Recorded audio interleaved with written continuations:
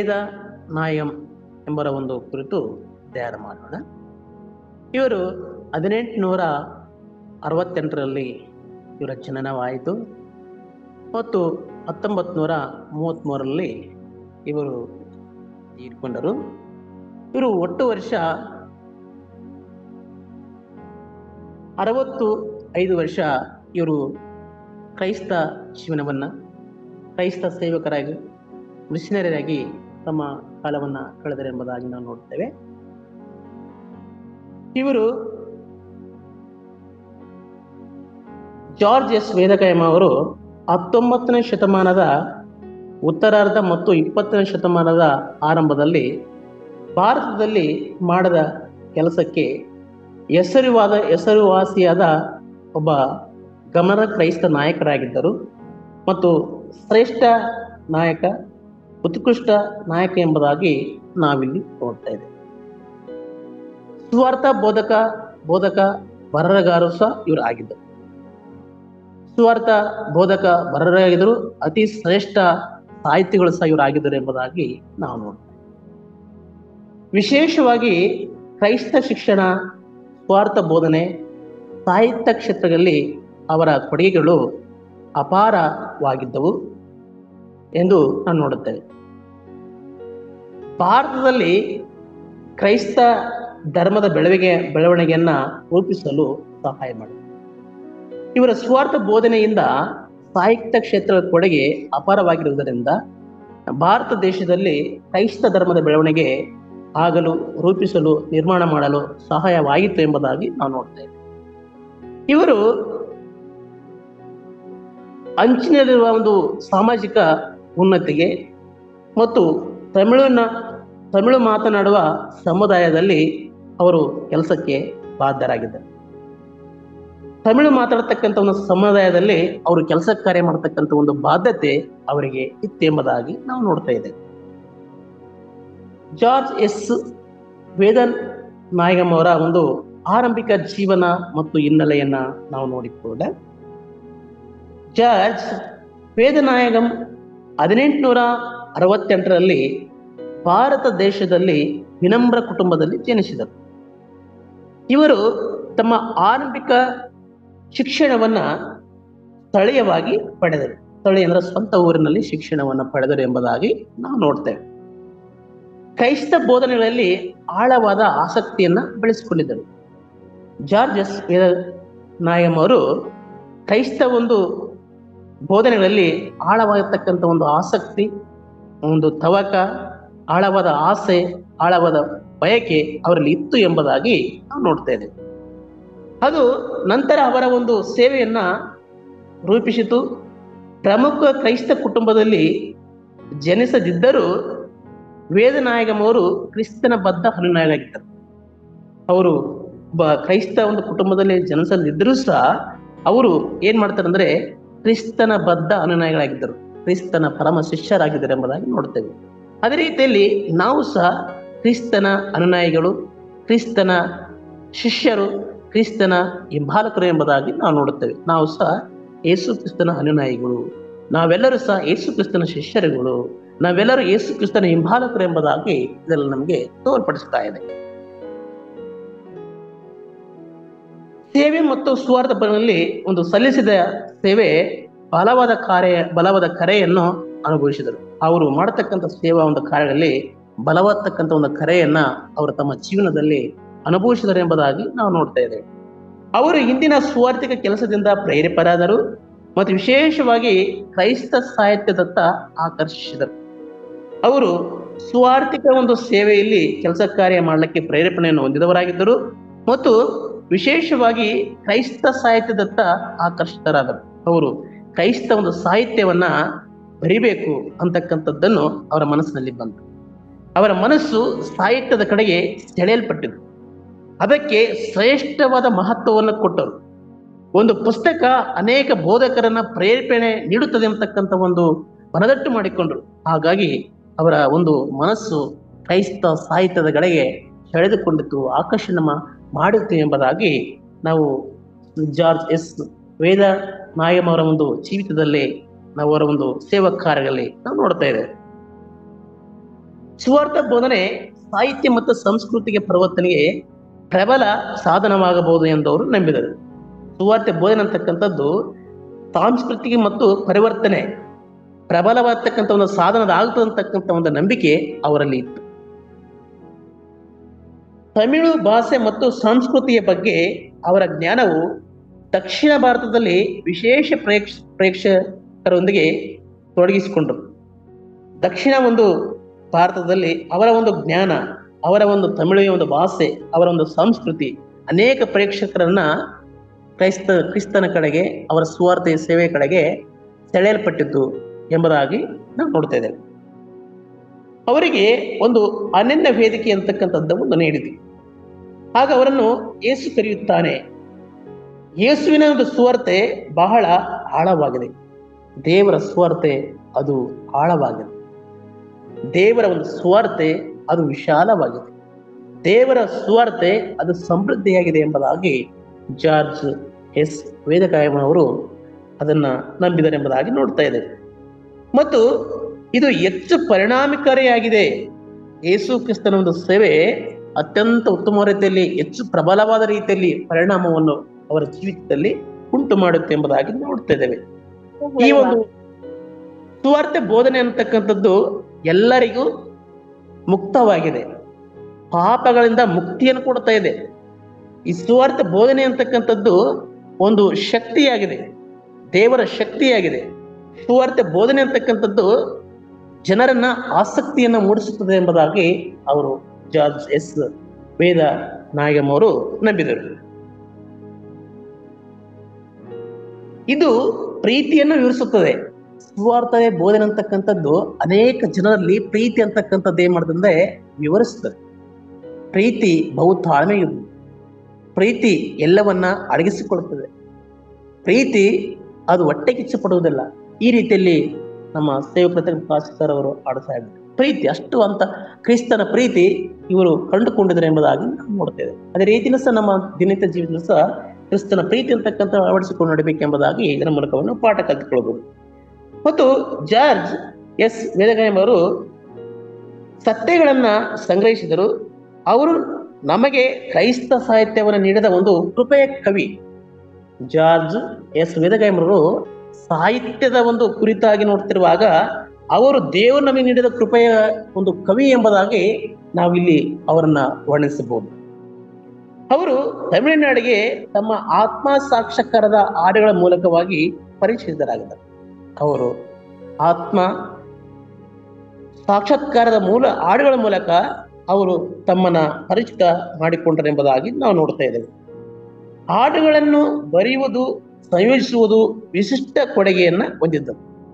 George S ವೇದ ನಾಯಗಂ ಅವರು ಹಾಡುಗಳನ್ನು ಬರತಕ್ಕಂಥದ್ದನ್ನ ಮತ್ತು ಅದನ್ನ ಸಂಯೋಜನೆ ಮಾಡತಕ್ಕಂಥದ್ದನ್ನ ವಿಶಿಷ್ಟವಾದತಕ್ಕಂಥ ಒಂದು ಕೊಡುಗೆಯನ್ನ ದೇವರಿಂದ ಪಡೆದುಕೊಂಡಿದ್ದಾರೆ ಎಂಬುದಾಗಿ ನೋಡ್ತಾ ಇದ್ದೇವೆ. ಗಾಡ್ ಗಿಫ್ಟ್ ಎಂಬುದಾಗಿ ನೋಡ್ಬೋದು. ಅವರು ತಮ್ಮ ಸರಳ ಮತ್ತು ಮಧುರವಾದ ಪದಗಳ ಮೂಲಕವಾಗಿ ದೇವರ ಭಾವನೆಯನ್ನ ಹಾಕಿದರು. ಅವರು ಸರಳವಾದ ರೀತಿಯಲ್ಲಿ, ಮಧುರವಾದ ರೀತಿಯಲ್ಲಿ ಪದಗಳ ಮೂಲಕ ದೇವರ ಒಂದು ಭಾವನೆಯನ್ನು ಉಂಟಾಕಿದರು. ಮಧುರವಾದ ಎಂಬುದನ್ನು ನೋಡ್ತಿರುವಾಗ ಮೆಲೋಡಿ ಎಂಬುದಾಗಿ ನೋಡಬಹುದು, ಮತ್ತು ಇಂಪಾಗಿ ಎಂಬುದಾಗಿ ನಾವು ಅರ್ಥ ಮಾಡ್ಕೊಳ್ಬಹುದು, ರಸವತ್ತಾಗಿ ಎಂಬುದಾಗಿ ನಾವು ಅರ್ಥ ಮಾಡ್ಕೊಳ್ಬಹುದು. ಈ ರೀತಿಯಲ್ಲಿ ಅವರು ತಮ್ಮ ದೇವರ ಒಂದು ಭಾವನೆಯನ್ನ ತಮ್ಮ ಜೀವಿತದಲ್ಲಿ ಅನೇಕ ಜನರಿಗೆ ಹುಟ್ಟು ಹಾಕಿದರು, ಸೆಳೆಯಲ್ಪಟ್ಟರು ಮತ್ತು ಆಕರ್ಷಿತರಾದರು ಎಂಬುದಾಗಿ ನಾವು ನೋಡುತ್ತೇವೆ. ಕ್ರಿಸ್ತನಲ್ಲಿ ಜೀವಿಸುವುದು ಮತ್ತು ಕ್ರಿಸ್ತನಲ್ಲಿ ವಿಶ್ರಾಂತಿ ಪಡೆಯುವ ಒಂದು ಬಯಕೆಯನ್ನು ಹೊಂದಿದ್ದರು.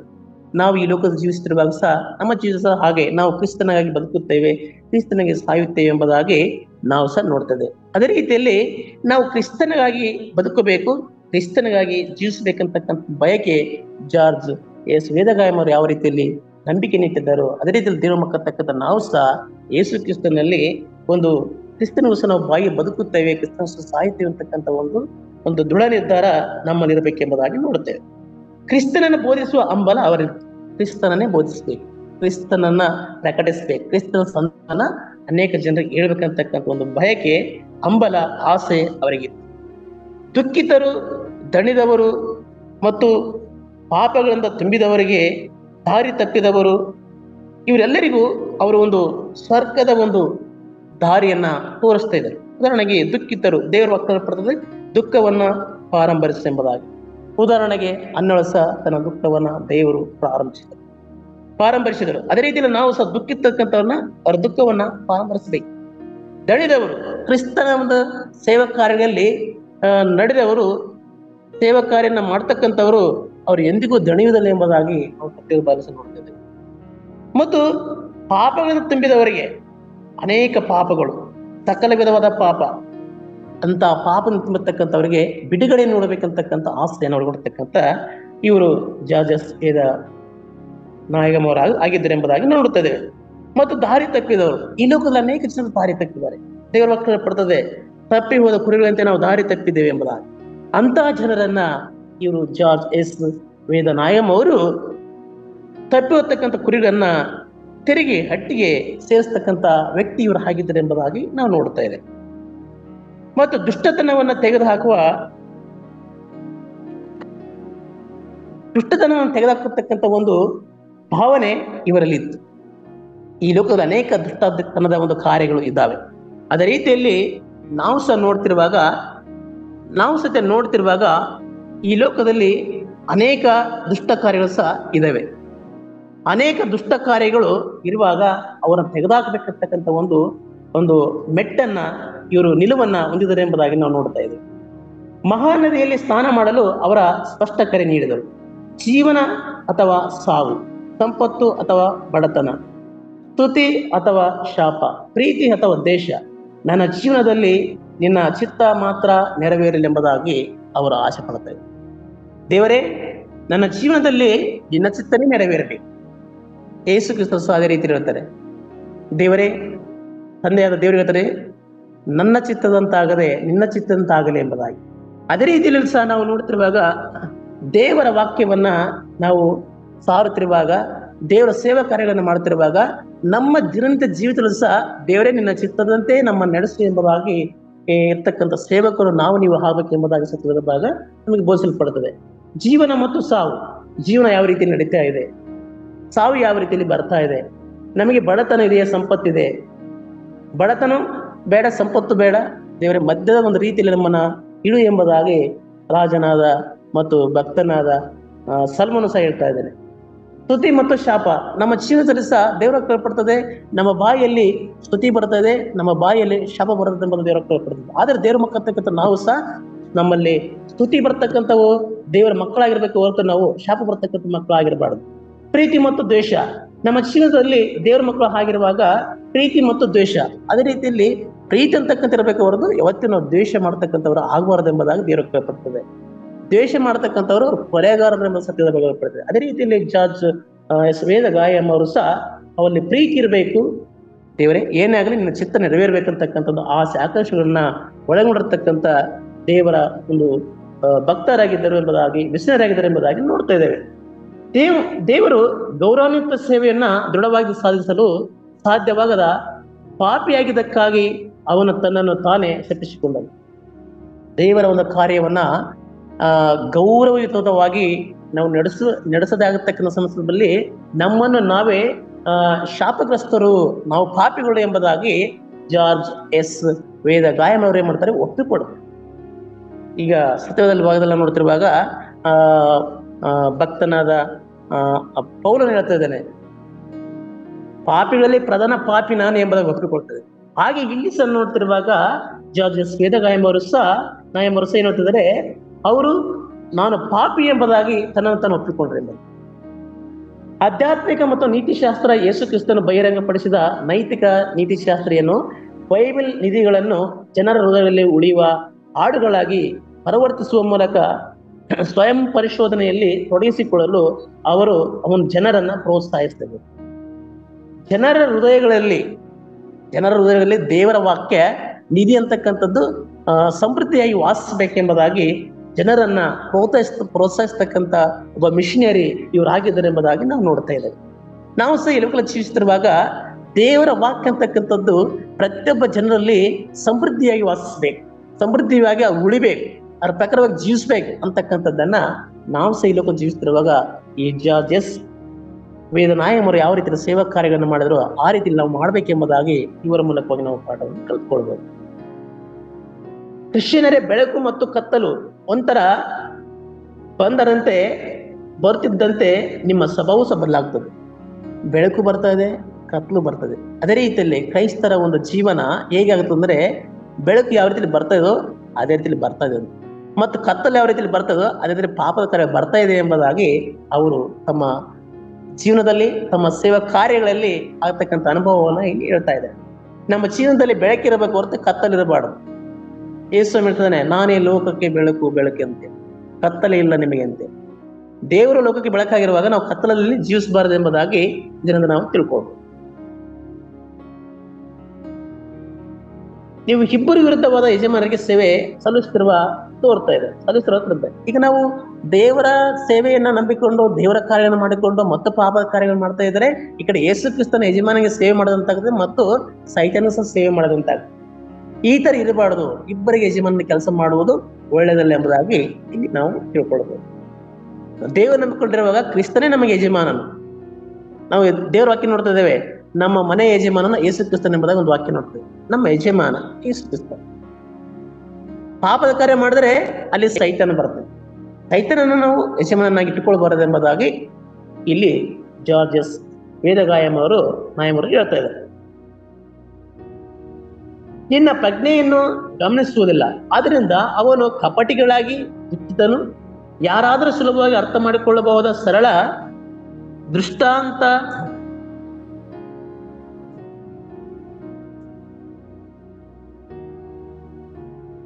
ದೃಷ್ಟಾಂತವನ್ನು ಮೂಲಕ ಅವನು ಕಲಿಸಿದನು.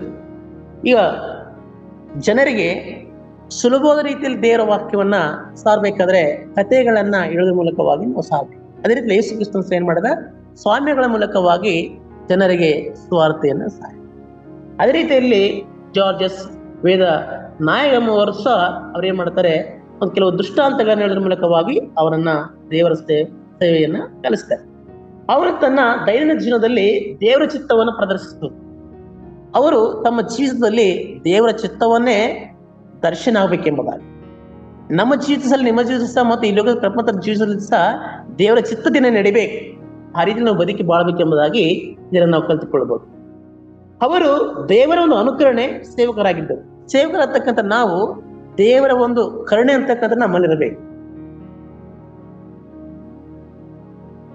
ಮತ್ತು ಅವರು ಇತರರನ್ನ ಬುದ್ಧಿವಂತರಂತೆ ಬದುಕುವಂತೆ ಮಾಡಿದರು. ದೇವರು ವಾಕ್ಯ ಪಡ್ತದೆ, ನೀವು ಬುದ್ಧಿವಂತರಾಗಿರಿ, ಜ್ಞಾನವಂತರಾಗಿರಿ, ಬುದ್ಧಿ ಇಲ್ಲದವರೇ ಅಜ್ಞಾನಿಗಳಾಗಿ ಜೀವಿಸಿಬಿಡ್ರಿ ಎಂಬುದು ದೇವರು ವಾಕ್ಯ ಪಡ್ತದೆ. ಅದೇ ರೀತಿಯಲ್ಲಿ ಸಹ ಜಾರ್ಜಸ್ ವೇದ ನಾಯಕರು ಸಹ ನೀವು ಬುದ್ಧಿವಂತರಾಗಿ ಜೀವಿಸಿರಿ ಎಂಬುದಾಗಿ ತಾವು ಸ್ವಾರ್ಥ ಸೇವೆಯಲ್ಲಿ ಮತ್ತು ತಮ್ಮ ಜೀವಿತದಲ್ಲಿ ಅದನ್ನು ಅಳವಡಿಸಿಕೊಂಡರು. ಪ್ರಿಯರೇ, ಜನರು ತಮ್ಮ ಜೀವನವನ್ನ ದೇವರನ್ನು ನೋಡುತ್ತಾರೆ. ನಾವು ಮತ್ತು ಪರಂಪರೆ ಜಾರ್ಜ್ ವೇದ ನಾಯಕರು 1933ರಲ್ಲಿ ನಿಧನರಾದರು.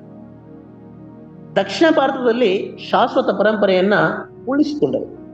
ಕ್ರೈಸ್ತ ಶಿಕ್ಷಣ, ಸಾಮಾಜಿಕ ಸುಧಾರಣೆಗಳು ತಮಿಳು ಕ್ರೈಸ್ತ ಸಾಹಿತ್ಯದ ಮೇಲೆ ಅಪಾರ ಪ್ರಭಾವವನ್ನ ಇಂದಿಗೂ ಮುಂದುವರೆದಿದೆ.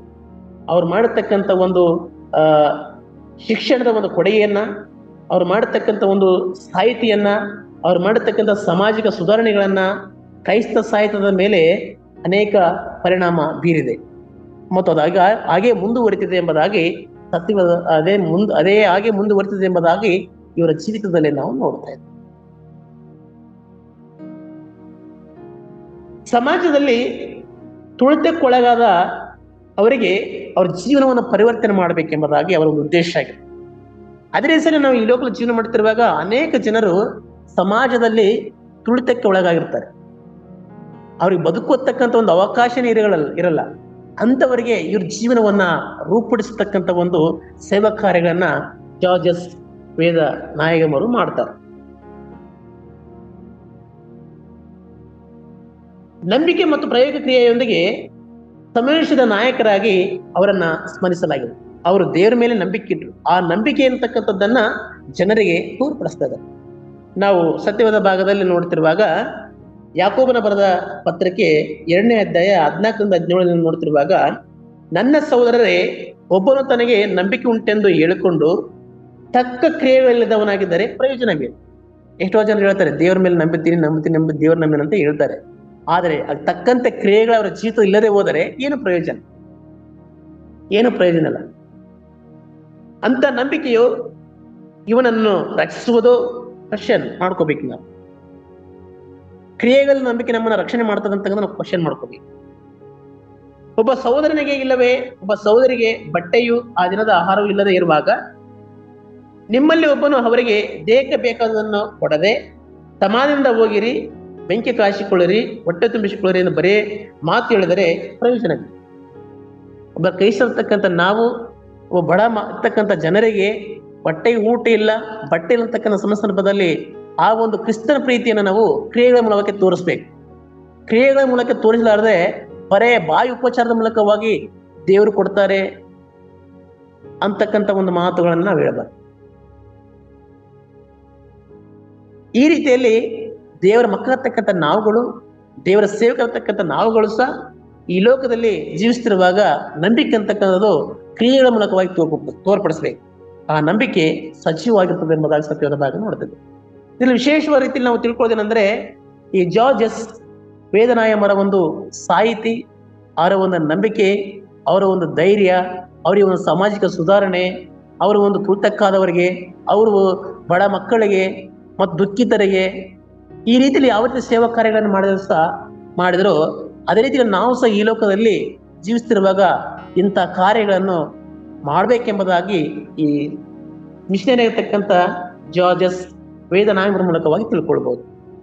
ದೇವರು ಈ ವಾಕ್ಯವನ್ನ ಆಶೀರ್ವಾದ ಮಾಡಲಿ. ಈಗ ನಾವು ಪ್ರಾರ್ಥನೆ ಮಾಡಿಕೊಳ್ಳೋಣ.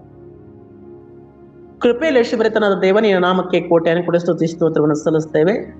ಅಪಾಯಸ್ ವಿಶೇಷವಾಗಿ ಸ್ವಾಮಿ ಈ ದಿನದಲ್ಲಿ ಮಿಷನರಿ ಇರ್ತಕ್ಕಂಥ ಜಾರ್ಜ್ ಎಸ್ ವೇದಗಾಯಮರವರ ಒಂದು ಜೀವಿತವನ್ನ, ಅವರ ಸೇವಾ ಕಾರ್ಯಗಳನ್ನ, ಅವರ ಒಂದು ಕ್ರೈಸ್ತ ಸಾಹಿತಿಯನ್ನ, ಅವರ ಸಾಮಾಜಿಕ ಸುಧಾರಣೆಗಳನ್ನ, ಅವರ ಒಂದು ಬಲವಾದ ನಂಬಿಕೆಯನ್ನ ದೇವರೇ ನಾವು ಧ್ಯಾನ ಮಾಡಿದ್ದೇವೆ.